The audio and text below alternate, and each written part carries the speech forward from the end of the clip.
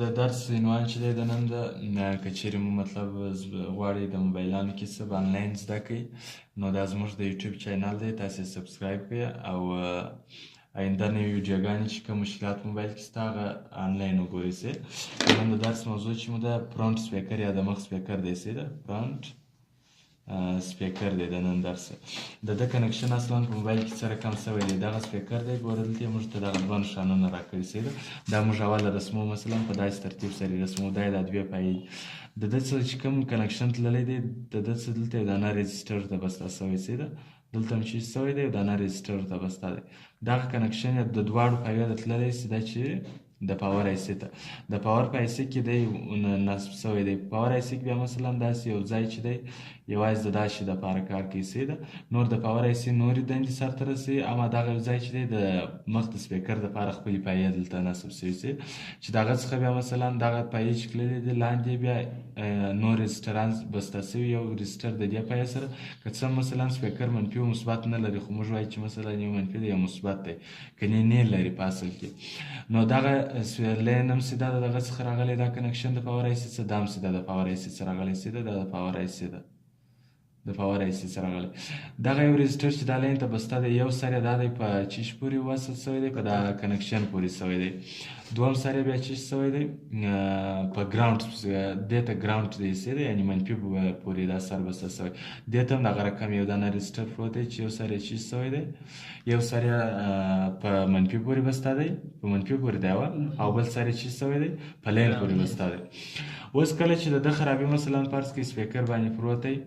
موږ د ده خرابي چې د زیاته سپیکران نه خرابېږي د خپل سپیکر خرابېږي دغه پایې او دا رجسټران یې نه خرابېږي سي ده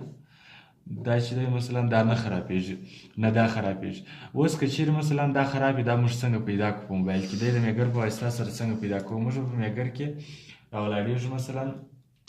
دغه پایې باندې به یوه د میګر یوه پایه نیسو دا بل به په ډایوډانو پسې ګرځو چې هر ډایوډ د دې سره بیپ وکوي هغه خاص د دې پایې دپاره هغه ډایوډ شته نو راځو دی په بوزر خانه کې درو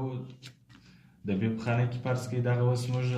د دغې پایې غواړو دانه رجسټر پیدا کړو صحیح ده کوم رجسټر پیدا کړو دغه پایه ده دغه رجسټر څنګه په شاته په رجسټران کې پیدا کړو موږ راځو دلته یې نیسو باندې صحیح ده دا پایه هم دا د خاص په دغه ځای باندې ونیول د میګر ته په دغه ځایو کې دلته ورته وګورئ په دې دا کلام ایسته په دغه رجسټرانو کې ګوره نږدې ورته پراته دي د لې د سپیکر د یوې پایې چې موږ دا خواته کوم پایې پورې نیولی باید د هغې رجسټر موږ پیدا کړو صحیح ده دلته اوس ګرځو چې هر رجسټر بیپ سره وکړي هغه د څه دپاره دی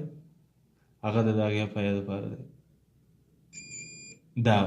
دا خاص دغه په دا دوه دانو کې دا یو دانه چیش کوي بیپ سره کوي دغه ځای سره یعنې دغه د چیش رجسټر دی دا د یوې پایې رجسټر دی چې دغه کومه پایه ده رجسټر ته پروت دی دا د یوې پایې ده دا د پیدا کوي د دې پایې ده پیدا سو اوس د دې پایې ده مثلا څنګه پیدا کړو د دې پایې ده پیدا کولو طریقه هم خاص هغه رقم ده دا چې دی هم یې خاص په هغه ترتیب سره نیسو ده دلته رجسټر پسې ګرځو هر رجسټر چې بیپ سره وکړي هغه دی دلته بغل ته دوی دوه اکثره وخت سره نږدې دي دا دانه دا بل سره بیپ وکوي او دا بیا د دې سره بیپ وکوي سي دلته ورته وګوره دغه رجسټر بیپ سره وکوي دا چې بیا رجسټر چې شي دی او رجسټر سره کم کار کوي په موبایلانو کې چیرې دي د هغه زده کولو دپاره زموږ سره پاتې سئ یا زموږ چینل سبسکرایب کړئ تر څو هغه مو وګورئ دغه کم هم سي هغه کم هم سي